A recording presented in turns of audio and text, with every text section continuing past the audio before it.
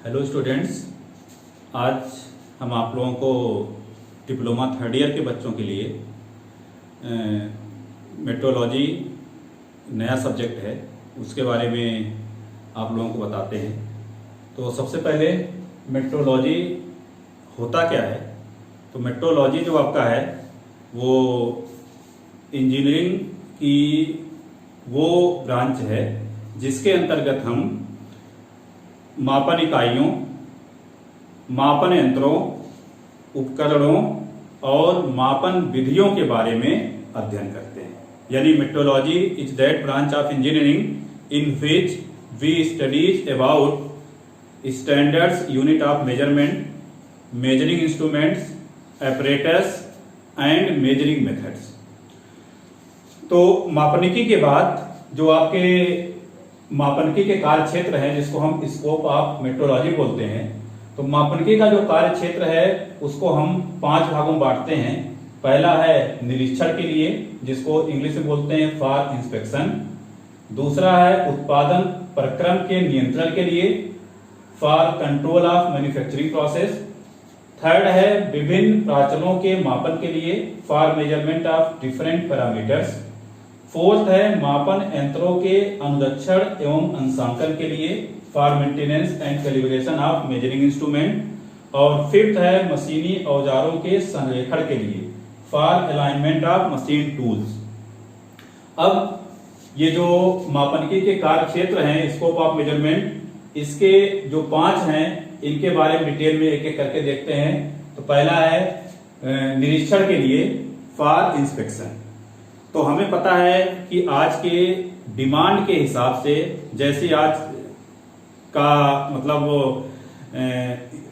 Demand है, उसके हिसाब से हम किसी भी प्रोडक्शन को थोड़े मोड़े लेवल पर प्रोडक्ट बनाकर उसको पूरा नहीं कर सकते। यानी रिक्वायरमेंट को पूरा करने के लिए हमें मास प्रोडक्शन की रिक्वायरमेंट होती है। और मास प्रोडक्शन के केस में अगर एक एक ऑब्जेक्ट की हम टेस्टिंग करें, उसकी चेकिंग करें, तो वो सिंपली पॉसिबल नहीं है। अब इसमें फॉर इंस्पेक्शन मेट्रोलॉजी में क्या करते हैं कि हम कुछ इंस्पेक्शन के इंस्ट्रूमेंट बनाते हैं। जैसे हम 1-2 इंस्ट्रूमेंट की बात करते हैं। एक आपका लिमिट गेज है, या जिसको हम गेज सिंपली बोलते हैं। दूसरा आपका कंपैरेटर है, जिसको हम तुलनित्र बोलते हैं।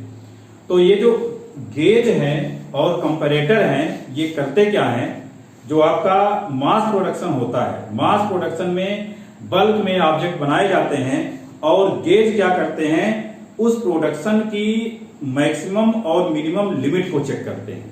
अगर जो हमने वेरिएशन दिया है उस वेरिएशन के अंदर ऑब्जेक्ट की मैन्युफैक्चरिंग हुई है, तो वो लिमिट गेज चेक करके बता देंगे कि हमारा जो प्रोडक्शन है गिवन क्राइटेरिया के अंदर है या उसके बाहर है। अगर उसके अंदर है मतलब एक्सेप्टेबल है, तो हमें पता चल जाएगा कि ऑब्जेक्ट सही है। और अगर एक्सेप्टेबल नहीं है तो वो गेज फटाफट चेक करके उसको किनारे कर देंगे, मतलब ये रिजेक्टेड कंपोनेंट है, रिजेक्टेड प्रोडक्ट है।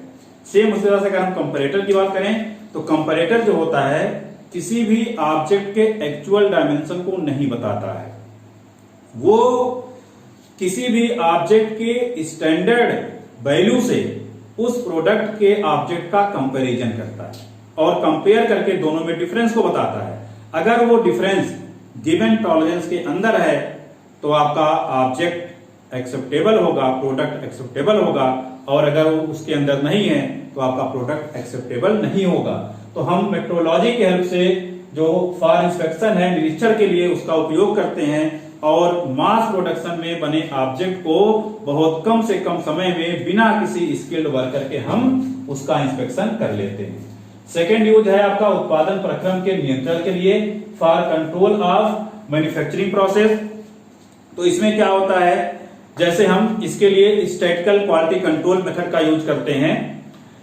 इसमें जो भी आपकी मैन्युफैक्चरिंग हो रही है उसमें एट रैंडम हम सारे ऑब्जेक्ट का इंस्पेक्शन नहीं करते हैं। एट रैंडम किसी एक ऑब्जेक्ट को एक्सेप्ट कर लिए, उठा लिए और उसकी हम चेकिंग करते हैं। उसके चेकिंग के बेस पर, जैसे हमने 1000-2000 प्रोडक्ट बन रहे हैं, उसमें से 4-6 प्रोडक्ट एट रैंडमली निकाले और उसको चेक कर लिए।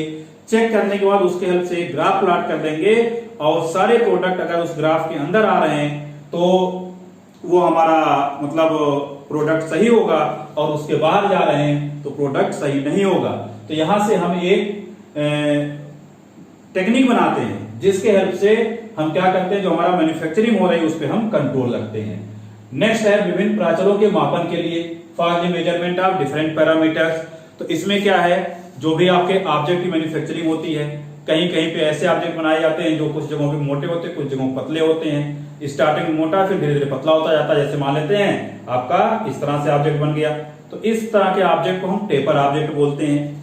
कोई कहीं ऑब्जेक्ट मान लेते हैं पूरी तरह से गोल है जिसको हम राउंडनेस बोलते हैं, या कोई सरफेस है, सरफेस की रफनेस है, गियर है, टेपर है, स्क्रू थ्रेड है, इन सब के मापन के लिए हम मेट्रोलॉजी का यूज करते हैं। मेट्रोलॉजी की हेल्प से इन सारे पैरामीटर्स को हम आसानी से माप सकते हैं। नेक्स्ट है मापन यंत्रों के अनुरक्षण एवं अंशांकन के लिए जो भी आपके मेजरिंग इंस्ट्रूमेंट हैं उनको उनकी समय समय पे मेंटेनेंस की जरूरत पड़ती है, उनके समय समय पे कैलिब्रेशन की जरूरत पड़ती है। तो ये मेंटेनेंस और कैलिब्रेशन में भी हम मेट्रोलॉजी का यूज करते हैं। इन सब जगहों पर मेट्रोलॉजी का बहुत बड़ा रोल है। नेक्स्ट है मशीनी औजारों के संरेखण के लिए। मशीनी औजारों के संरेखण का मतलब क्या है, कोई भी आपका मशीन है वो छोटे छोटे पार्टों से मिलकर बना होता है। जब उन पार्टों को आपस में जोड़ते हैं तो उसी जोड़ने को हम संरेखन यानी अलाइनमेंट बोलते हैं। तो मेट्रोलॉजी की हेल्प से कोई भी अलाइनमेंट सही हुआ है कि सही नहीं हुआ है, इसकी भी हम चेकिंग आसानी से कर लेते हैं। क्योंकि अगर आपका संरेखन यानी अलाइनमेंट सही से नहीं हुआ होगा तो आपके मशीन की प्रोडक्टिविटी डिक्रीज हो जाएगी। जो प्रोडक्शन हो रहा है उसकी स्मूथनेस, उसकी सर्कुलरिटी, ये सब उसके ऊपर इफेक्ट पड़ेगा, वो सही क्वालिटी का ऑब्जेक्ट प्रोड्यूस नहीं होगा। तो इस तरह से हम ये देख रहे हैं कि आपका मेट्रोलॉजी के जो 5 पॉइंट हैं बहुत ही इंपॉर्टेंट है। और इसके बाद हम मेट्रोलॉजी का उद्देश्य क्या है, ऑब्जेक्टिव यानी पर्पज ऑफ मेट्रोलॉजी क्या है। तो मेट्रोलॉजी के बहुत सारे पर्पज हैं, कुछ पर्पज हम आपको बताते हैं। इसमें पहला है किसी उत्पाद को वांछित यथार्थता के साथ उत्पादन करने में उसके मापन में कम से कम लागत आना।